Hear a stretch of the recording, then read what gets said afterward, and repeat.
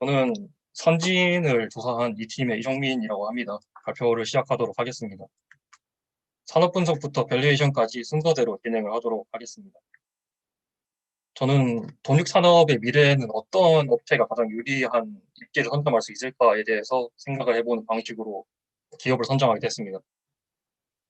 먼저 20년 기준 연간 1인당 돈육 섭취량을 보시게 되면 한국이 전 세계 1위로 굉장히 많이 먹고 있는 중입니다. 이는 2016년부터 계속 증가 추세를 보이고 있으며 ASF로 인해서 섭취량이 감소된 다른 국들과 비교가 되는 수치입니다. 다음은 국내 농가의 사육 규모별 가구 수치인데요. 농가의 고령화로 인해서 소규모 농가는 감소를 하고 있는 상황이며 규모를 키운 농가들은 계속해서 생존을 해온 것으로 판단이 됩니다. 그러나 2015년에서부터 2020년까지는 이런 대규모 농가들도 어느 정도 수가 감소된 것으로 보이는데 저는 이러한 추세가 계속 유지될 것이라고 생각을 합니다. 왜냐하면 농가들의 수익성이 전체적으로 떨어지는 추세를 보이고 있기 때문인데요. 이는 돼지 한 마리당 고정비 투이가 굉장히 높게 유지가 되고 있기 때문에 만약에 돼지고기 가격이 낮게 산정이 된다면 손해를 크게 보고 있는 상황이기 때문입니다. 이로 인해서 현재 국내 농가들의 사육 위량은 굉장히 떨어져 있는 상태이며 실제로도 돼지 사육 마리수를 줄이고 있는 상황입니다. 아무래도 이러한 추세는 향후 2, 3년 정도 계속 유지가 되면서 국내 생산량은 감소 추세를 보이지 않을까 생각을 합니다. 다음은 전 세계 생산량 및 수출량 추이입니다. 전 세계 돈육 생산국들은 ASF의 피해로 인해서 생산량은 크게 감소되고 이로 인해 피해를 받은 국가들로 인해서 수출량은 크게 증가되고 있는 추세입니다. 그러나 2018년도에 중국이 ASF로 인해서 굉장히 큰 타격을 받았기 때문에 생산량은 크게 감소되고 수입량은 크게 늘어난 모습을 보이는데요. 이러한 상황을 해결하기 위해서 중국 정부에서는 2025년까지 자금률을 95%로 목표 중입니다. 저는 이러한 수치가 과연 현실성이 있는가를 알아보기 위해서 미 농무부에서 중국의 생산량 및 수입량 21년 증감률 전망치를 그대로 계속 곱해주어 그래프로 나타내 보았습니다. 또한 오른쪽에 보시다시피 중국의 대형 돼지 농장을 건설하고 있는 모습을 보실 수 있는데 이러한 두 가지 측면을 합쳐서 볼 시 전혀 불가능하지 않다는 게 제 생각입니다. 그나마 변수가 있다고 한다면 중국의 변종 ASF가 발견됐다는 외신 기사가 있던데 이로 인한 피해가 어느 정도인지 정확하게 예측이 불가능하기 때문에 변수가 될 수 있을 것 같습니다. 그렇게 된다면 만약에 이제 중국이 돈육 수입량을 크게 변화시키게 된다면 전 세계 돈육 가격과 거래량에 어느 정도 영향을 크게 줄 것으로 판단이 되는데요.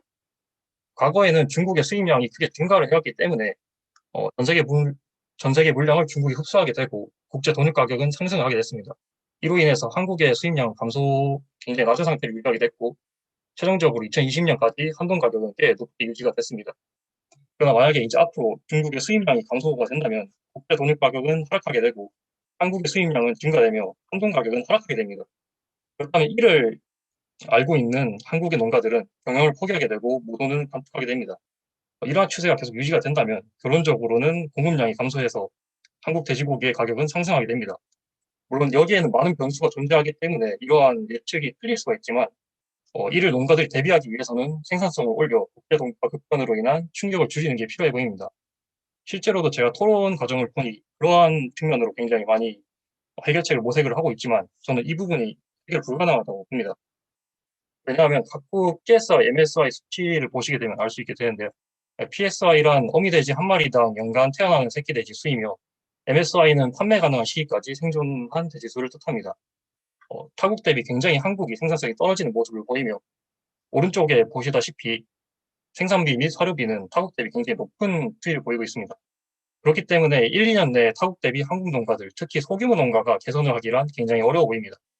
그래서 저는 효율적 생산을 위한 농가의 대형화 및 기업화는 가속화될 것이라고 생각을 합니다.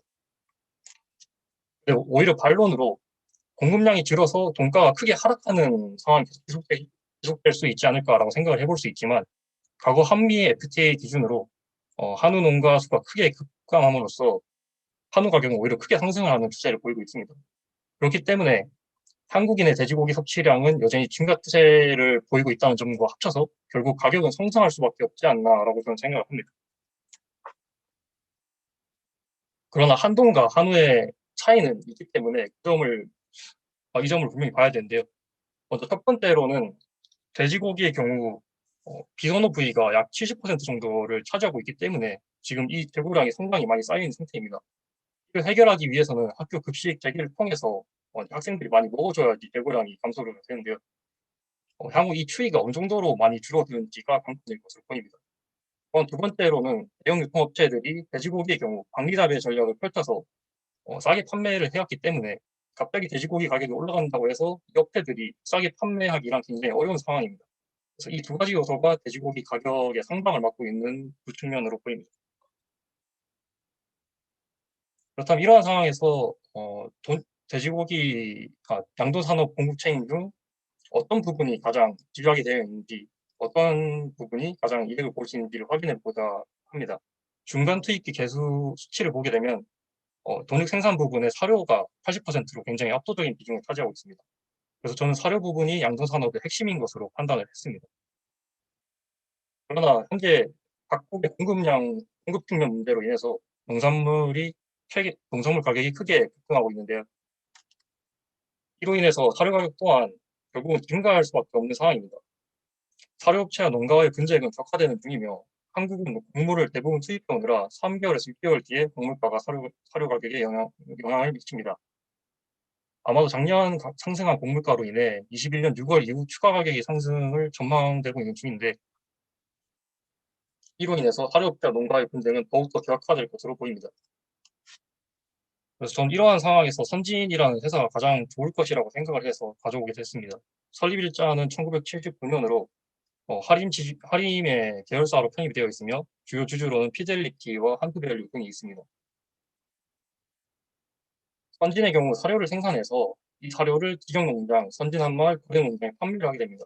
직영농장 같은 경우는 말 그대로 직영으로 있는 농장이고 선진한마을의 경우는 선진과 계약을 해서 돼지 사육을 위탁받는 농가들을 의미합니다. 이 업체들은 무조건 선진의 돼지와 선진의 사료를 구입해서 생산해야 합니다.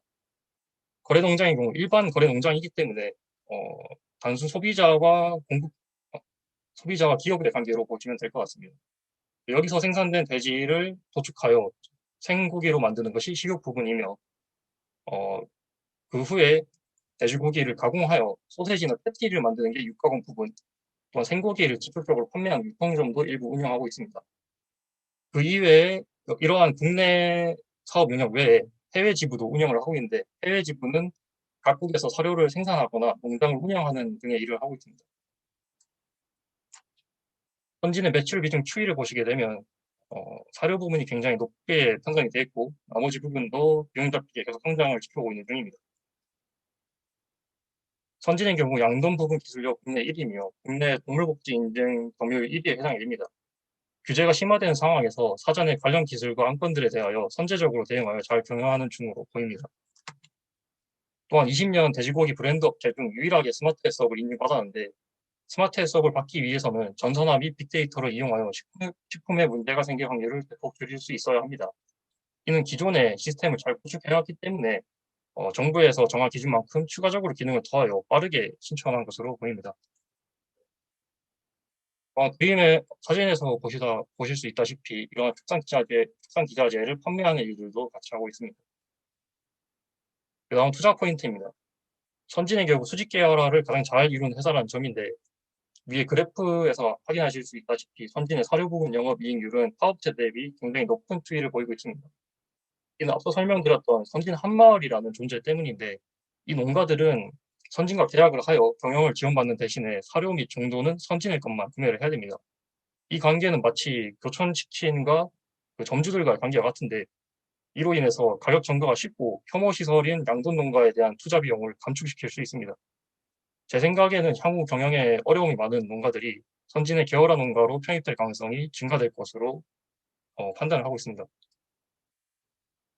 또한 이를 통해서 국내 생산량 및 점유율을 꾸준히 잘 늘려오고 있는데 점유율이 4% 정도라서 다소 아쉽기는 합니다. 그러나 동축협 산하의 사료업체들은 리베이트가 불가능합니다. 여기서 리베이트라고 하면 대형 농가들의 경우 안정적으로 사료를 대량으로 구입해주는 존재이기 때문에 사료업체들이 어느 정도 현금을 지급하게 되는 게 리베이트라고 불립니다. 그런데 대형화가 되고 있는 농가들의 현재 대형화가 진행되고 있는 농가들과의 거래가 농축협의 경우 굉장히 부적절하다고 저는 생각을 하고 있기 때문에 향후 선진의 점유율도 크게 상승할 수 있지 않을까라고 생각을 합니다. 다음 두 번째로는 해외 매출액이 증가하고 있다는 것입니다. 왼쪽에 그래프에서 확인하실 수 있다시피 국내 사료 생산량 비중이 거의 국내와 비등해졌고 오른쪽에 사료 부분과 양돈 사업 부분의 해외 매출액 추이가 잘 증가하고 있기 때문에 해외 매출 비중이 커지고 있는데도 선진이 저평가받고 있는 현실이 조금 이해가 되지 않습니다. 여기서 추가적으로 안성 시민분들이 반대하고 있어서 실천은 못하고 있지만 축산식품 클러스터를 지을 예정입니다. 만약에 이게 지어진다고 한다면 저기 안에서 도축부터 배송까지 전부 다 이루어지게 되는데 이를 통해서 대량의 돼지고기를 서울까지 1시간 내로 유통이 가능하게 됩니다. 그렇게 된다면 품질은 높은데 비용은 절감되는 두 가지 측면 효과를 크게 보기 때문에 선진이 사업체 대비 굉장히 유리해질 것이라고 생각을 합니다. 그다음 리스크 부분입니다. 현재 선진의 경우 해외 사업부의 정보가 다소 부족한데 특히나 해외 사업부 중 미얀마 쪽은 내일당장 무슨 일이 생겨도 이상하지 않다고 생각을 합니다. 꽤나 잘 사업이 경영되고 있는 와중이었기 때문에 이 부분을 잃게 된다면 다소 굉장히 아쉬울 것으로 생각이 됩니다. 그다음 밸류에이션 부분입니다. 매출액은 각 사업부들을 추정해서 비용들도 같이 구해봤습니다. 추정한 근거는 사료 매출액의 경우에는 국내는 가동률, 해외는 시간당 생산량을 전체 생산량을 추정했습니다. 배합 사료 가격은 연평균 7% 상승을 가정했습니다. 양돈 매출액의 경우는 과거 5개년 평균 6%씩 생산 능력을 성장시켜 왔는데 저는 향후 계열화 농가가 편입 증대될 것을 보기 때문에 7%로 대입을 했습니다. 가동률은 큰 변화가 없을 것이라고 판단을 하여 고정시켰습니다. 또한 여기에 킬로그램당 가격과 킬로그램당 가격은 지육 가격과 선진의 양돈 부분 킬로그램당 가격과의 차이가 발생하게 되는데 여기서 차이가 발생하게 되는 이유는 지육의 경우 여러분들도 아마 미디어 매체에서 많이 보셨겠지만 그 갈고리에 걸린 거의 몸통만한 돼지고기를 뜻합니다. 이 지육 가격이 돼지고기의 도매 가격이 되고 양돈 부분의 킬로그램당 가격은 돼지의 생전 킬로그램당 가격이기 때문에 차이가 발생할 수밖에 없습니다. 그래서 저는 이 부분을 예측하기가 힘들기 때문에 지육 가격 예상치의 증감률을 곱해주어 한국 킬로그램당 가격을 추정했습니다. 그 다음은 식육과 육가공 매출액 부분입니다. 판매량과 가동률 그리고 킬로그램당 가격의 증감률을 추정하여 매출액을 계산했습니다. 국가 매출액의 특산 기자재 부분은 최근 3개년 연평균 100% 정도 매출이 성장을 해서 저는 50% 정도로 고정을 시켰습니다. 연결 조정은 과거와 비슷한 비율인 22%로 고정을 했습니다. 그리고 매출 원가 같은 경우는 곡물가의 평년 대비 높은 추세 유지로 인해서 원가율이 상승될 것으로 전망이 됩니다. 그런데 21년에는 온전하게 비용을 전가하지 못할 것으로 고려하여 82%를 설정을 했고 22년도에는 전가를 하기 시작함으로써 원가율이 떨어질 것을 예상했습니다. 그다음 판관비의 경우 과거 11%에서 13% 정도 오락가락하는 모습을 보여서 12% 정도로 고정을 시켰습니다. 영업의 손익과 법인세 같은 경우는 기존 비율을 토대로 대입을 했습니다. 그래서 그렇게 해서 결과적으로 저는 21년은 비용 부담과 원가 상승의 지원이 될 것을 전망하여 EPS의 하락을 예상하지만 예상하고 있습니다. 또한 필수 소비재 평균 퍼에서 낮은 점유율을 고려하여 20% 정도를 할인해 줬습니다. 그렇게 해서 구하게 된 수치는 22년까지 목표 수익률은 약 76%로 돼지고기 수요는 소폭 증가할 것이고 공급은 줄어들 것이라는 미래는 확정이기 때문에 저는 부자이익은 거의를 내렸습니다. 이상입니다.